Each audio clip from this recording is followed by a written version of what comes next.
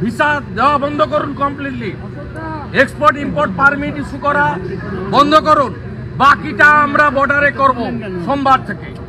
বলে দিলাম, চিন্ময় কৃষ্ণ প্রভুকে নিঃশর্ত মুক্তি, হিন্দুদের উপর আক্রমণ, মন্দির ভাঙা বন্ধ করুন।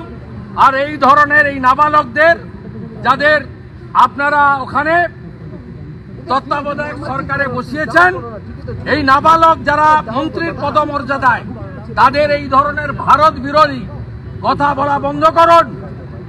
আর চিকিৎসা নেওয়ার জন্য করাচি আর লাহোরে যান, এখানে আসবেন না। সম্মানীয় বিরোধী দলনেতা বলেছেন ভারত সরকারের কাছে আবেদন জানিয়েছেন সমস্ত ব্যবসা বন্ধ করে দেওয়া হবে। আজকে মুসলমানের ওপর যদি অত্যাচার হয়, পৃথিবীতে যে 56টা দেশ আছে তারা সমস্ত একজোট হয়ে লড়াই করে কোথায় কোন মুসলমানকে মারা হয়েছে, তাতে আমার কোনো আপত্তি নেই। আর যদি খ্রিস্টানকে জেরুজালেমে মানা হয়, তাহলে ইউনাইটেড স্টেটস থেকে শুরু করে সমস্ত খ্রিস্টানদের এক হয়ে যায়। আর হিন্দুরা কি বানের জলে ভেসে এসছে? হ্যাঁ, যে কেউ বলবে হিন্দুদের কেটে ভাগীরথীতে ভাসিয়ে দাও, তার কোনো পানিশমেন্ট নেই, হিন্দুদের বাংলাদেশে মারা হবে, আমরা কি মুখ বন্ধ করে সহ্য করব? আর নয়, এনাফ ইজ এনাফ। প্রত্যেকের নিজের বিবেকের কাছে এই প্রশ্ন করা উচিত।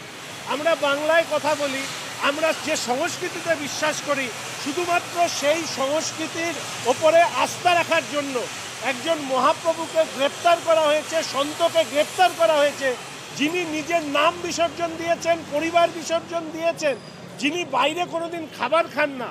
কেন এই অত্যাচার? আমাদের প্রত্যেকের সঙ্গে বাংলাদেশের বহু মানুষজনের আত্মীয়তার সম্পর্ক আছে, শুধু আমাদের নয়, কয়েক কোটি মানুষ।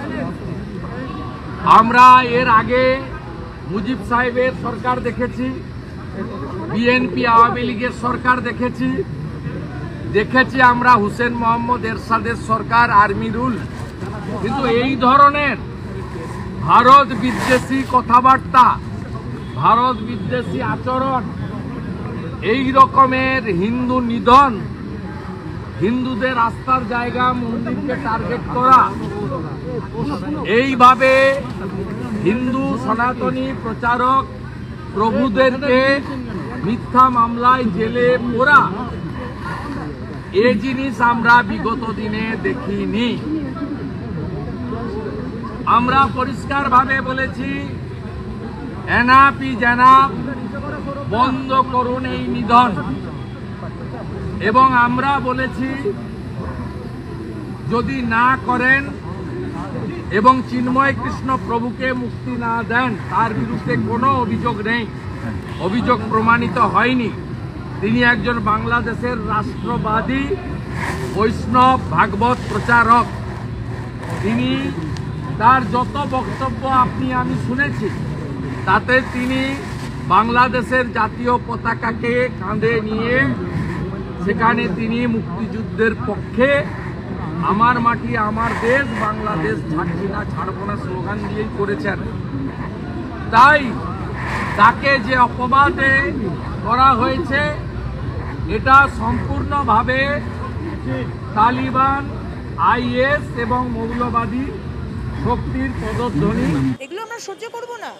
হিন্দুদের অনেক অত্যাচার হয়েছে, হিন্দুরা খুব নরম জাতি, সবকিছু আমরা মেনে নিই, সব অত্যাচার আমরা নিজের গায়ে নিয়ে নিই, আমরা নীলকণ্ঠ মহাদেবের মতো না। আর নয়, আর মানব না।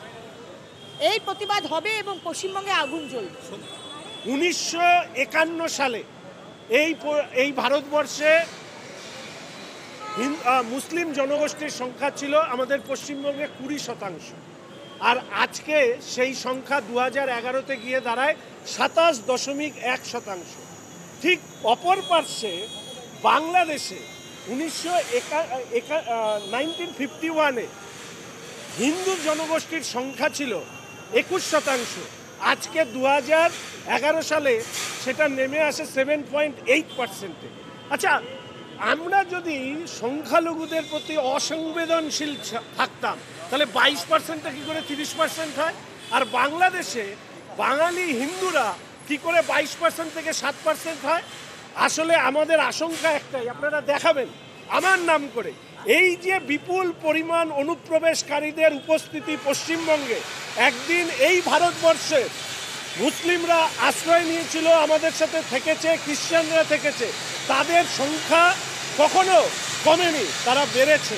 দুর্ভাগ্য হচ্ছে এই মুসলিমরাই ভারতবর্ষে থাকতে চায়নি, তারা আলাদা দেশ চেয়েছিল। আজকে পশ্চিমবঙ্গে যখন 30% হয়েছে, আগামী দিনে এটা আমাদের আশঙ্কা এরা আরেকবার নিজেদের জন্য আলাদা দেশ চাইবে না তো। এইটা ভেবে দেখুক যারা ধর্মনিরপেক্ষতার নামে বড় বড় গুলি কথা। বাংলাদেশে হিন্দুদের জন্য আপনারা পথে নামেন, তাদের কি বলবেন আপনারা? আমরা পাশে আছি, আপনাদের পাশে পশ্চিমবঙ্গের হিন্দুরা, ভারতবর্ষের হিন্দুরা, সারা পৃথিবীর হিন্দুরা আমরা আছি।